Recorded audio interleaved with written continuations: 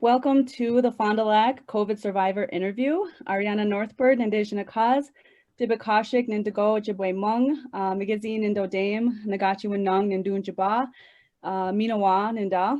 My name is Ariana Northbird. I'm from the Eagle Clan. My Indian name is Night Cloud, and I'm Ojibwe from Fond du Lac, Minnesota. And I also live here. Chimi Gwich for tuning in. I'm very honored to be here with you all and to be hearing about two experiences today from the coronavirus pandemic. I know at the beginning of the year, the coronavirus, it changed all of our daily lives and it continues to do so. And more recently, there have been a surge in positive cases on Fond du Lac. So today we'll be hearing from two community members in their battle against COVID-19, Ashley Jaakola and Robert Peacock. We will also hear from the Fond du Lac Medical Director, Dr. Charity Reynolds, who will share more about the coronavirus as we move through the questions. So let's start off with some introductions. Ashley, if you'd go first. Ashley and Dishakaz, Bawada Nagamonakwe, Ojibwe Moen, Nagachi Onong and Dujaba, Magazi Nindunde. My name is Ashley. Bawana Nagamonakwe is my Ojibwe name. I am from the Fond du Lac Reservation, and Eagle is my clan. Bob? Bonjour, Robert Peacock. I'm enrolled in Redcliffe, Fond du Lac family member. Ogama Namut is my Ojibwe name. It translates to the headwind. And yeah. Saludos, soy la doctora Charity Reynolds, Medical Director for Fond du Lac Human Services Division. I'm Mexican American, originally from Arizona, and moved up here to Minnesota about 2 years ago and working with Fond du Lac for 2 years now. Awesome, Miigwech. And Miigwech for participating in this interview. Let's get started. So we'll start with Ashley, and then after she answers, we'll move on to Bob, and then afterwards, we'll let Dr. Reynolds comment. So the first question is for Ashley. Can you tell us about your experience with COVID-19 and what were your symptoms? My initial symptom was a stuffy nose. Then I had a loss of smell and taste. So I initially thought that I had a cold, since I've had colds like that. And throughout the illness, I had a couple migraines and a couple low-grade fevers. I felt like I had a mild to bad cold with nausea. Okay. Robert? Yes, my initial issues were exactly the same. It felt like a cold, where I went through some really bad headaches, and then it progressively got worse from there, where I did have breathing issues and the loss of taste, and I had to go into the hospital for about a week. But my initially, it really just felt like a cold until it, really turned around on that. Okay. And is there anything you have to say, Dr. Reynolds? Yeah, so Ashley and Robert both have typical moderate symptoms. About 80% of people have these types of symptoms, which include fever, cough. About 40% of people report difficulty breathing, body aches, and 30% can have that loss of taste or smell. Sometimes it's in the beginning, sometimes it's at the end. About 14% of these people can get severe disease that can lead to pneumonia, organ failure, inflammatory response, can lead to blood clots and heart problems, all of which can lead to being in the hospital and then to critical illness as well. Usually the severe illness can happen if people are going to get it, usually day 9 or 10 of their illness. Okay, thank you. So Ashley, are you currently experiencing symptoms right now, or are you still recovering?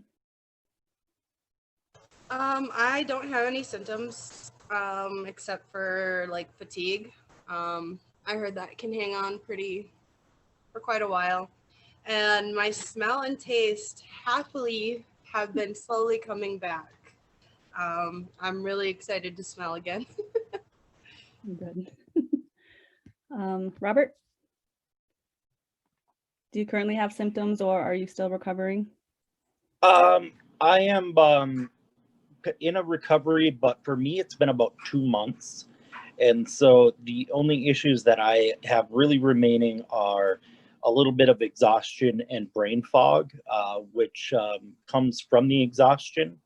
I also will be going into the hospital on Wednesday for a sleep apnea test, as the doctors felt that was a crucial reason why it hit me so hard. Okay. Do you have anything to add, Dr. Reynolds? We are learning that there are common post-infectious syndromes that include persistent migraine-like headaches, brain fog, as Robert mentioned, hair loss, fatigue, like Ashley and both Robert mentioned, joint aches, persistent cough, heart conditions, shortness of breath, and depression from being sick for so long.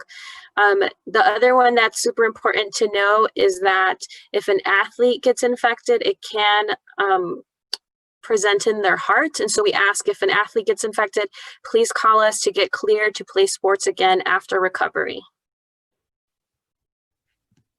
Okay. So we'll move on to the next question. Ashley, how did the contact tracing go for you? For me, it was kind of long, but it was all right. I asked questions that I didn't have answers to and got the answers that I needed.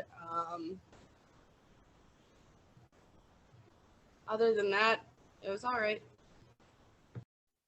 Okay, and Robert? Yeah, the contact tracing that I had with speaking to people at the Minoan and through the state of Minnesota, I thought went very effectively and good. Okay, Dr. Reynolds? So contact tracing, important to remember who we've interacted with in order to inform the public health workers so that they can inform the people that have been exposed to people who have COVID-19. And it really helps to decrease the spread of COVID-19. So sometimes the calls can be a little bit long, but they are anonymous calls. The information is protected, and it's to help decrease the spread of COVID-19. Okay. So the next question, how was your experience to protect your family in regards to isolation at home? Ashley?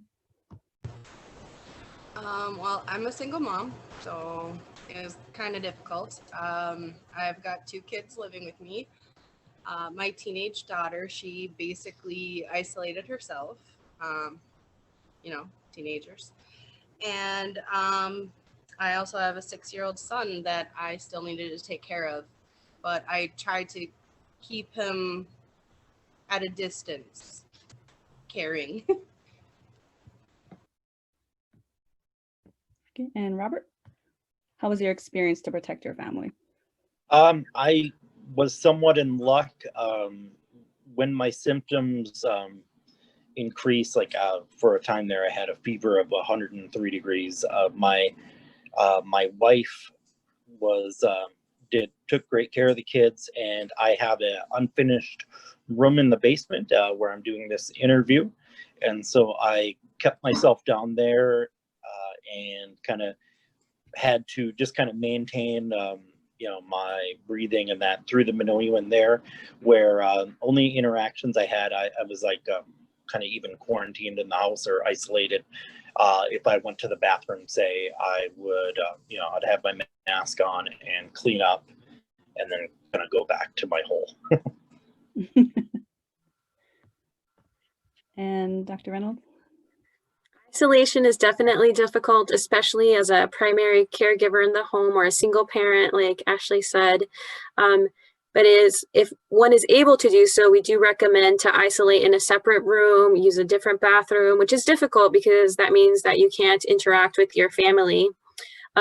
So those are the main, recommendations, and trying to stick to those to help prevent infection to the family. And then community health can also deliver medications to people that are in need of medication. So there's a lot of community support during this time of quarantine and isolation. So did your household get tested positive for COVID-19, your whole household, Ashley? We did get tested, but nobody was positive. And everybody that I was around also got tested, and they were tested negative as well. Okay. And Robert? Very similar to that as well. I was the only one to test positive. The people in my household my wife had some symptoms a few weeks before, but when taking the test, they came back as negative. And the only I know the thought has changed, but the only other person I had contact with for longer than 15 minutes was my mother, and she also tested negative. Okay. And Dr. Reynolds, do you have anything to add? I always have something to add, Ariana. The criteria for testing changes all the time, and it gets confusing. So we ask that the community be patient with us. We try our best to keep up to date with the information as able. And if people have questions about testing, definitely give us a call. You guys know our phone number is 879-1227, and we can discuss when you need to be tested, who needs to be tested, those kinds of things, because they're always changing. Okay. And I just want to mention kudos to the Fond du Lac Human Services for their excellent healthcare. Moving on to the next question, can you tell us about your healthcare experience, Ashley? I thought it was pretty great. Like Dr. Reynolds said, the social services sent out food, toiletries, medicine, and cleaning supplies. I was very grateful for all that. And they tried their best to answer any questions that I've had. And I did have someone call me every day for 10 business days to check on to see how I was and if I needed anything. And I really appreciate that. So everyone at the clinic went into healthcare to help the community healthy and safe. So at the clinic, we check in with our COVID positive patients every day. If it's a weekend or after hours or a holiday, you can definitely call the on-call provider. We have that phone number and get to be able to reach somebody and ask their questions. Social services is there, behavioral health, anyone and everybody who you may need during that time of quarantine and isolation. The clinic is there.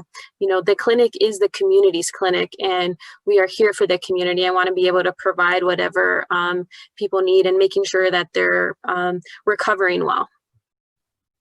Let me go back to Robert. Yes, thank you.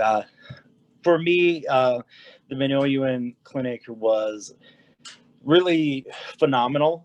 When I had to go to the hospital, when my oxygen level was below 90, they were very supportive and helpful with that.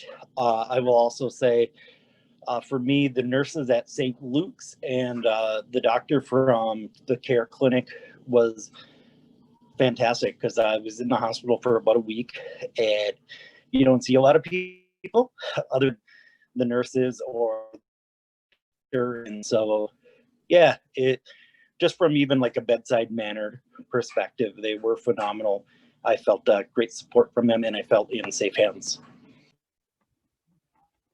Amazing. Really glad that you all recovered and you got good service. So the next question, what would you have liked to have known before you got diagnosed with COVID-19? I didn't realize that it could feel like a cold. Also, that there are different types of tests that I didn't realize. I thought they were all kind of like the same. I did take a rapid test because I didn't want to wait 2 days to get my send out test back, and the rapid test turned out negative.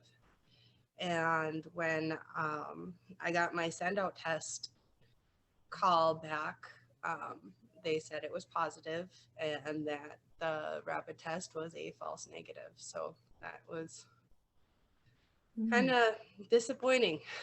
Yeah. Now, Robert? For me, it would, but it's one of those, like, if I could go back in time, I would just encourage myself not to be so stubborn. There was about 2 days there where I had a fever of around 103, and I was just laying down, and, you know, I had that headache, diarrhea, all this kind of stuff, and I should have listened to my body, and I encourage everyone else to do that. When the nurses and that say it's time to go to the hospital and get yourself in care, do that. You're playing with your life, so I definitely encourage that. And yeah. I would like to point out a couple of things. The rapid test that Ashley mentioned was at a different facility, wasn't at our facility. And that was the antigen test, which is not as sensitive as the test that we got out. The other thing that I want to point out is do a morning check on how you're feeling. So every day, see if you're feeling ill, even if it's minor, like little cold symptoms. And if it is, stop, don't go to work, give the clinic a call, and see if you need to get checked out. This is how we're going to be able to stop it, is we just need to take a moment and stop and think and call somebody for help. The other thing to do a daily reflection on is our mood. Check on ourselves day to day. There are many ways that we can recenter ourselves to be kind to ourselves and to be kind to others during this pandemic. These are stressful times, depressing, anxious times, and we are, quarantined and feeling alone, but really recentering, taking breaks, making sure that you're sleeping well, hydrating well, taking walks, turning off social media, turning off the news, and recentering with the family. So definitely important to take good self-care tips. Okay, so going off of what you're saying with self-care, has there been any stigma with finding out you were COVID-19 positive? I haven't had anyone say anything really negative to me. I've had people joke and say, stay away, but really they weren't being serious. But really nothing negative, no stigma. It was really not bad. Yeah, and I would agree again with Ashley. I had the opposite. I didn't really have a stigma. I had a great showing of support, especially in the Fond du Lac community, with people dropping off traditional medicines to just checking up on how I was doing. That's in a way, the social media in that way was fantastic for me. It was kind of a lifeline outside because I couldn't go outside. Mm-hmm. Is there anything you have, Dr. Reynolds?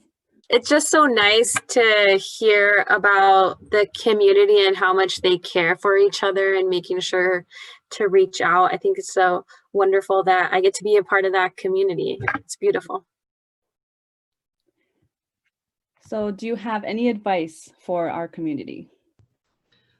Just be aware of who you're around. Wear your masks correctly. Use hand sanitizer and wash your hands when you can. Yeah, and I would say take care of our elders as we always do. If you have a parent or grandparent, give that extra call to find out they're staying safe and staying healthy. And, it's also because a lot of them are staying inside and there's going to be canceled holidays like Thanksgiving and Christmas possibly. Knowing that way to send your love and, just stay together as a community. I think right now we've been doing fantastic. And so we should be able to beat this, but it is going to be a challenge. It has been a long year with this pandemic, and I know we're getting very tired of it. We're not able to have a normal life.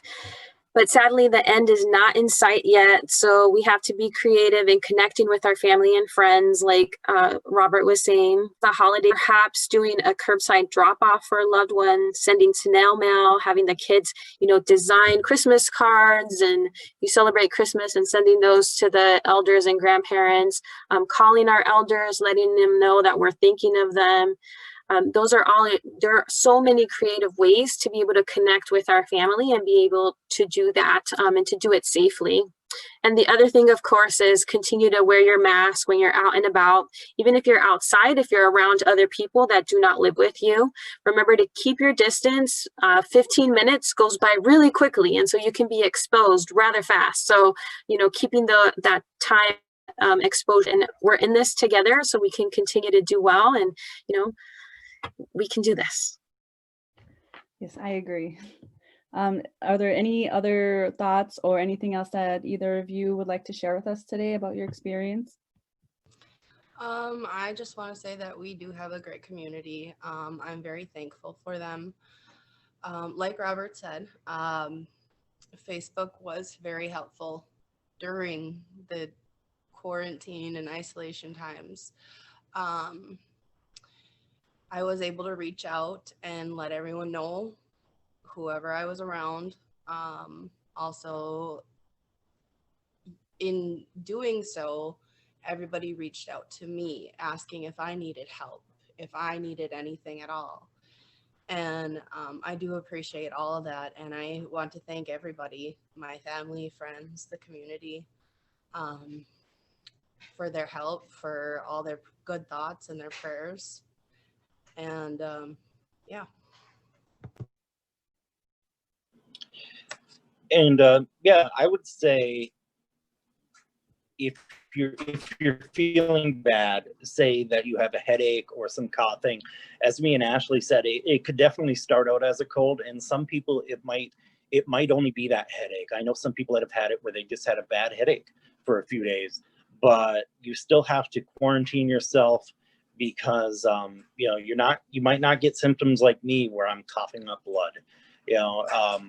My symptoms, it hit me like a hammer on the head. But if you just have a headache, still quarantine, because you're saving the life of someone's elder, someone that has a immune issue.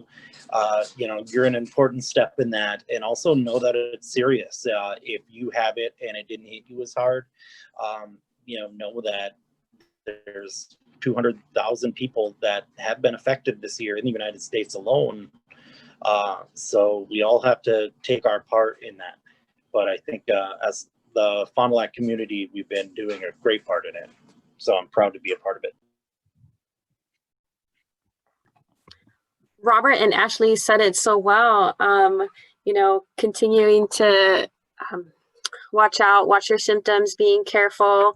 If not for yourself, for your loved ones, those that have high risk diseases, diabetes, hypertension, lung problems, heart problems, all of those people can be very, very severely affected. And not only that, but right now the hospitals are at capacity. So if someone's get ill, they may own hospital, they may have to go somewhere else, or they may or may not be a ventilator available if someone needs a ventilator. So it's not only about, am I going to I'm going to get sick. It's going to be like a cold. I'll be fine. It's really about, infecting others. Are they going to get sick? Do they need to go to the hospital? And there won't be that space for the hospital. So I would say to continue to stay home when sick, even if it's mild symptoms, call us. And that's the other thing.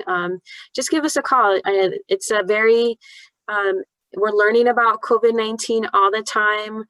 So there's new research, new information all the time. So if you just need help and need someone to talk to about it, call our nurse triage line, talk to our providers, talk to our amazing nurses. And I do also want to give a shout out to our team over at Minow-Iowan and at Centers for American Indian Resources. So for all the clinics for care for Minow-Iowan, everyone is amazing and working super hard, and they've been working over months and months now, and they do it because they love the community and they love their people. And so just thank you for that. Okay.